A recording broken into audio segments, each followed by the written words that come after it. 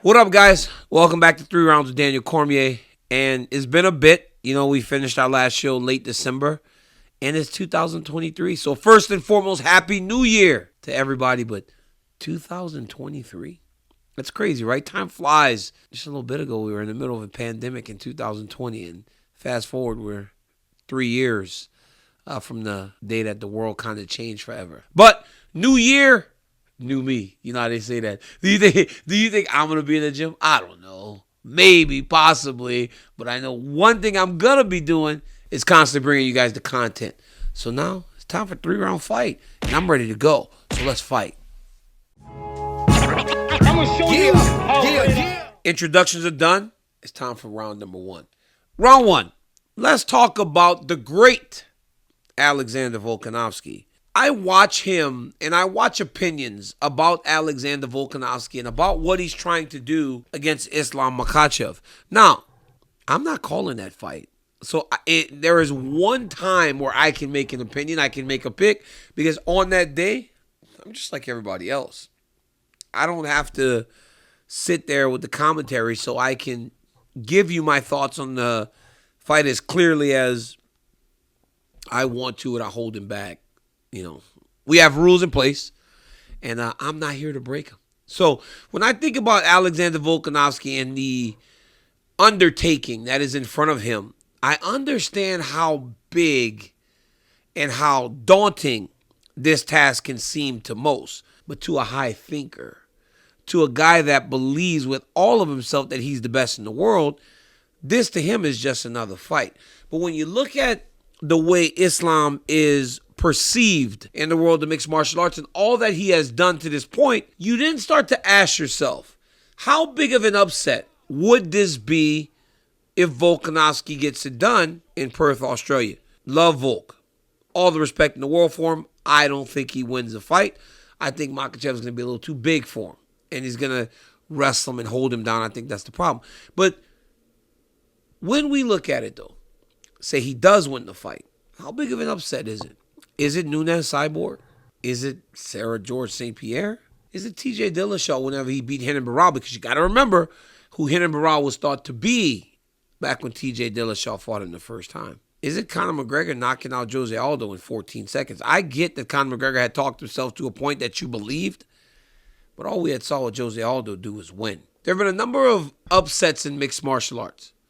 I still to this day believe Juliana Peña's win over Amanda Nunes is probably the biggest upset in mixed martial arts history because of who Amanda was and what she had become to female fighting. And it seemed as though Amanda was going to be the champion as long as she wanted to hold the belt. In my opinion, Volkanovski wins this fight.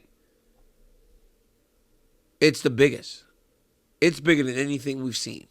Because I'm telling you, when you get into the details of this matchup, it seems a very hard match for Volkanovski to win because his skill set is almost catered for a guy like Makhachev because of Makhachev's ability to stand and also his size. Volk is a very big guy. Remember, we've spoken ad nauseum about how big he was when he played football or rugby or whatever you guys want to call it over there. But that doesn't matter. He's still shorter. Because he's shorter, it makes for him, Makhachev, to use the leverage against Volkanovski. I believe that this would be the biggest upset in mixed martial arts history. Now, some people will say I say that because of who Makhachev is and our friendship and everything. I'm telling you right now, watching a guy in Alexander Volkanovski, who's the only champion in 2022 to defend his championship, he didn't lose a round. He is the number one pound-for-pound fighter in the world. So some may ask why we would consider it an upset. But I think it's all in the matchup, and it's also all in the guy that he's fighting. I know I have a friendship with Makhachev, but even if I didn't, you can see who this guy is if you have two eyes. You can see how he matches up against pretty much everyone in the world if you have two eyes. But you can also see why Alexander Volkanovski is who he is. Because what he has done over the course of this last year has been nothing short of amazing. And that is why he is number one pound for pound. But we always ask the question, what is pound for pound per se? It's an ability and a fighting style that translates weight classes. Volkanovski has a chance now to go to another weight class and become the champion. Unfortunately, the guy in front of him is the number 2 pound for pound fighter in the world, and many believe is number 1. I believe, again, biggest upset in mixed martial arts history if Alexander Volkanovski gets it done. It wouldn't surprise the great, though. The guy thinks he's going to win. I'm gonna show you how As we get into round number 2, let's talk about the welterweight division and Matt Brown and his opinions.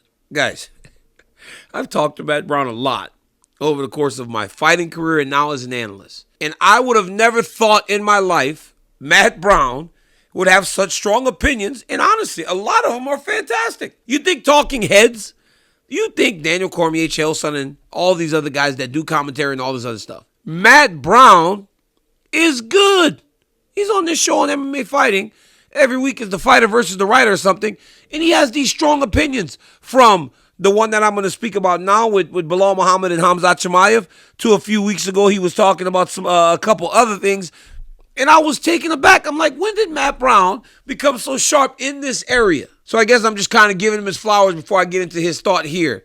He said he believes Belal Muhammad is the biggest threat to Khamzat Chimaev and Kamaru Usman.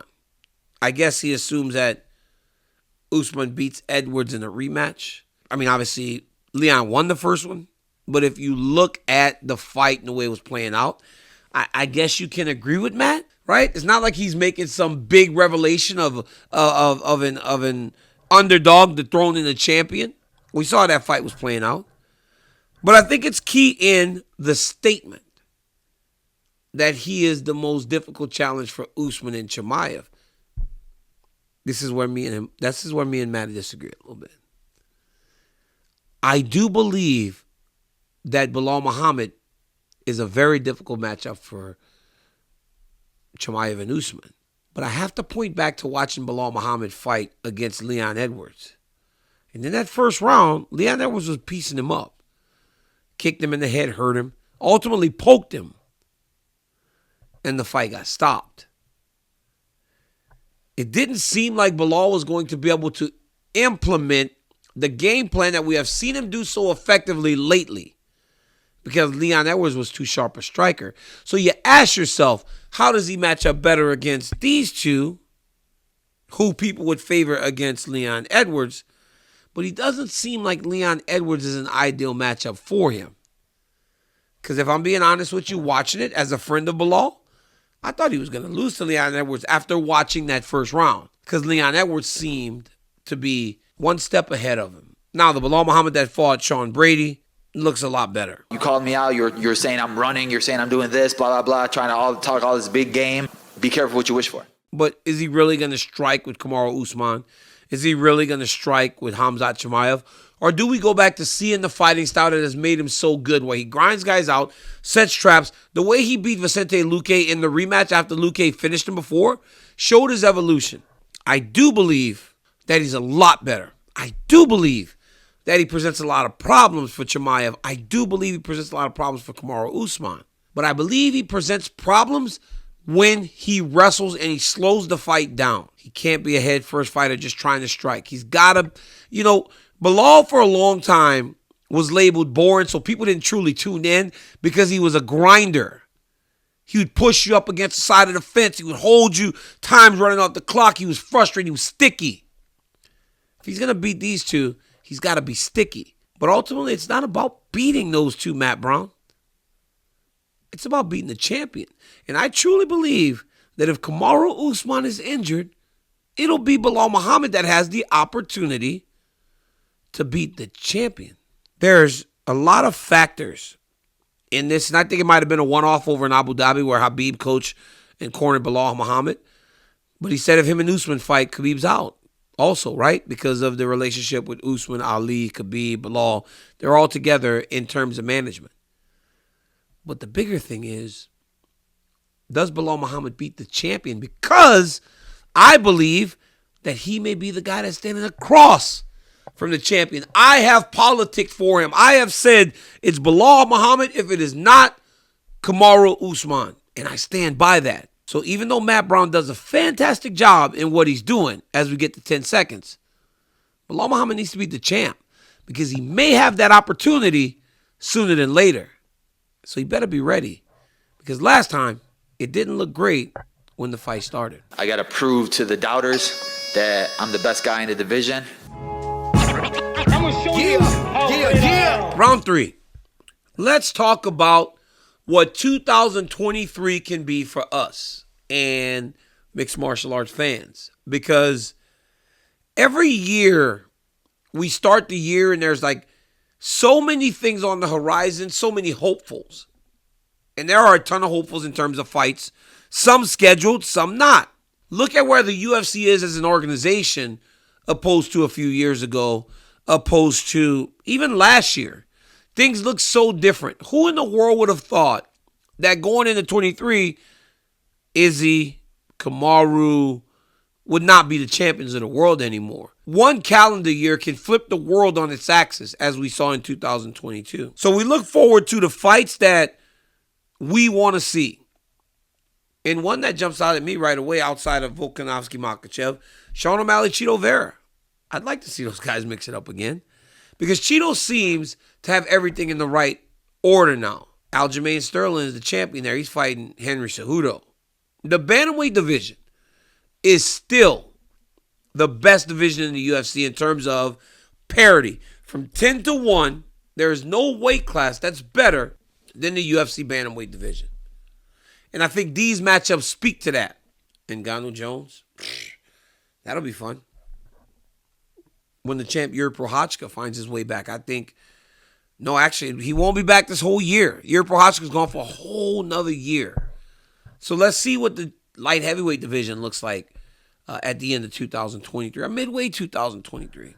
Seems as though Zhang Weili is going to bring some stability to strawweight, women's strawweight division, 115 pounds. But trust me, Amanda Lemos, Jessica Andrade, if she goes back down, something to say about that. And what about Rose Namajunas? Do they put her back in a rematch with a person she's beaten twice? Even though she lost? She has a star power. So maybe she gets back in there. Let's talk about middleweight. When does Izzy rematch Alex Pereira? Because so many in that division feel like Pereira's a champion that they can beat. But if anyone gets their opportunity first, it has to be Adesanya. Jake Paul today announced that he has signed with the PFL. I've officially signed as an MMA fighter to the fastest growing sports league in the world. The PFL, baby.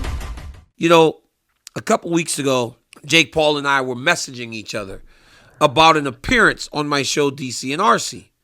And we were going back and forth talking and just kind of talking about his future. And honestly, Jake and I have had some run-ins.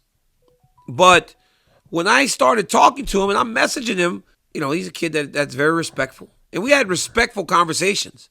We really did. We didn't argue. We didn't fight. He was a kid that he has an idea what he wants to do. Now, these kids today are different, right? They aren't gonna. It was like Adesanya with Jones, whereas I would kind of hold back. Adesanya would just say whatever it is he wanted to say about Jones. If there was an accusation, he would levy the accusation, even if he hadn't proven it true. That is what kids like Jake Paul do today. So he's very boisterous. He's very verbal. He speaks big, but it was respectful. But will Jake Paul actually fight in the PFL? A lot of boxers say they're going to fight, but they never actually do. Here's the thing about Jake Paul, though. He's from Ohio, wrestling hotbed. Ohio has some of the best high school wrestling in the entire country. We've gone there. We've won there. We've lost quite a bit there with my Gilroy Mustangs. Jake Paul was a high school wrestler there. So was his brother Logan. They weren't bad. So although it seems as though Jake Paul does a lot of things to drum up interest, I believe this one he'll actually fight. I saw Dylan Dennis on Ariel Helwani's show last week and then pull out of his fight. Guys, it's time to start ignoring him. Let's just make Dylan. Let's take him out to pasture. We cannot keep giving him the spotlight he wants because he will not fight. The Dylan Dennis show is officially over, guys. Tune him out.